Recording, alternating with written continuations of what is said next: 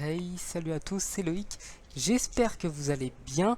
Avant de commencer, je me suis rendu compte que ma chaîne avait eu ses 1 an il y a une semaine.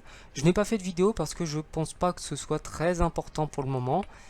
Mais si je fais ça, c'est pour vous remercier déjà d'être aussi nombreux. On n'est pas loin de 700 au moment où je fais la vidéo. Donc je voudrais remercier les anciens et puis dire bienvenue à tous les nouveaux. Comme vous le voyez dans le titre, ma vidéo du jour portera sur les maillots qui auront marqué l'histoire du football, donc les maillots les plus emblématiques. Certains aussi sont relativement beaux, il faut le dire, mais c'est vraiment sur ceux qui auront marqué le football. Donc le premier dont je veux vous parler est celui qui me tient à cœur, celui du Paris Saint-Germain de 1996. Amis marseillais, ne vous inquiétez pas, je vais parler aussi d'un maillot de l'OM, donc ne partez pas de la vidéo. Donc le maillot Echter est pour moi le symbole vraiment de Paris, c'est les plus beaux maillots qu'on ait eus. Et si je l'ai mis là, c'est parce que cette année-là, en 96, le Paris Saint-Germain a remporté la Coupe des Coupes, donc est devenu champion d'Europe, la C2, et a marqué, tout comme l'OM, l'histoire de la France en championnat européen. Donc le second maillot dont je vais vous parler, c'est celui du Real de Madrid de 2014. Donc il n'a rien vraiment de si spécial que ça, c'est-à-dire que tous les maillots du Real se ressemblent au fil et à mesure des années. Mais si je l'ai mis à cette deuxième place, c'est tout simplement car c'est celui de la décima, donc de la 10e fois que le Real de Madrid est devenu champion d'Europe.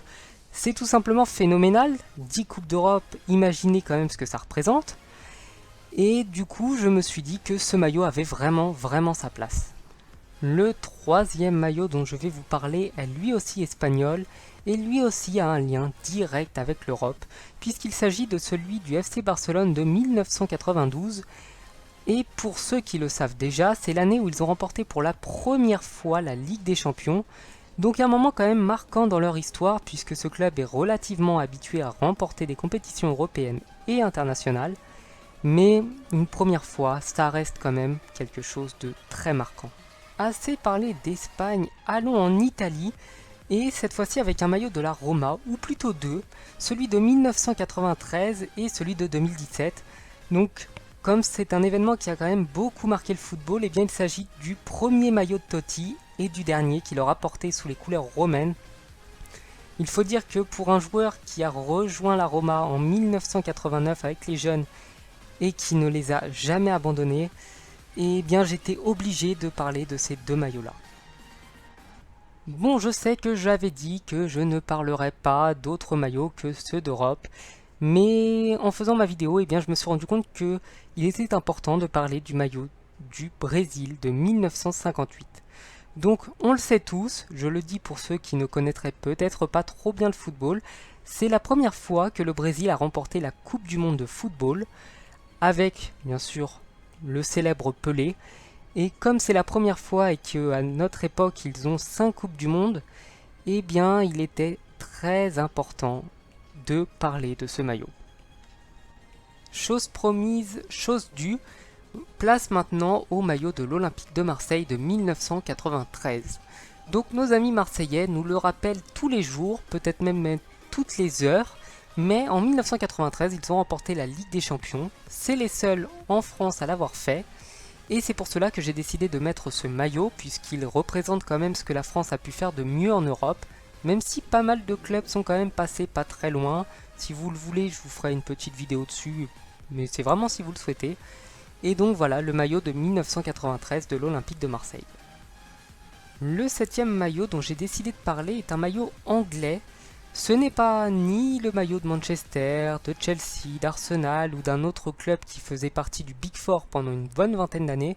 Non, c'est celui de Leicester de l'année dernière. Donc si j'ai décidé de le mettre là, c'est parce que, à notre époque, il ne l'est peut-être pas tellement, mais d'ici 20 ans, ou peut-être même moins, je pense qu'il sera légendaire, puisque l'an passé, Leicester, avec un des plus petits budgets d'Angleterre, est parvenu à décrocher le titre de champion. Donc c'est un événement marquant du football qui montre à tout le monde que le foot business ne paye pas toujours. Même si, rassurez-vous, Leicester a un budget qui est largement au-dessus de tous les clubs français. Mais voilà, ça reste quand même un emblème. Et enfin, le dernier maillot que j'ai décidé de mettre et celui de l'Ajax d'Amsterdam de 1973. Donc si j'ai décidé de le mettre là, c'est parce que c'est le maillot emblématique que portait Johan Cruyff, une véritable légende du football qui nous a quittés il y a peu de temps. Et c'est également parce que je trouve que parmi tous les maillots légendaires, les vrais maillots, enfin de grandes équipes que j'ai pu voir, il était également un des plus beaux. Et donc voilà, c'est uniquement pour mes préférences visuelles que j'ai décidé de mettre le maillot de l'Ajax. Bien sûr, pas d'inquiétude, je n'oublie pas le maillot de Saint-Etienne, celui du Milan AC, celui de la Juve, tous les maillots de l'Atlético, ceux de Manchester United, etc. Je n'oublie pas ces maillots-là, ni du Bayern.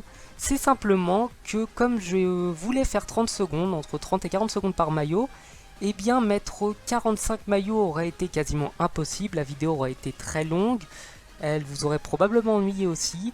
Et donc si ça vous a plu, n'hésitez pas à me dire dans les commentaires ce que vous en avez pensé. Ça me ferait plaisir de faire une autre vidéo, d'ailleurs j'ai pas mal de sujets en tête en ce moment. Et comme je parle de pas mal de sujets, eh bien je vais faire pour la première fois une petite publicité à un ami. Donc mon ami s'appelle Alex, il fait du Muay Thai. Il a commencé sur YouTube il n'y a pas très longtemps, enfin du moins il ne s'est pas vraiment lancé. Donc ça me ferait super plaisir que vous alliez voir sa chaîne. Il fait du Muay Thai, il a un bon niveau. Je pense que ces vidéos vont vous plaire puisque le montage est très bon. Enfin voilà, n'hésitez pas à aller voir sa chaîne, je vous mets le lien dans la description. Et si vous avez des sujets de vidéos, pourquoi pas que je fasse une vidéo au Muay Thai avec lui, que j'aille l'accompagner, enfin bref quelque chose dans ce style. Dites-moi dans les commentaires et je vous dis à bientôt.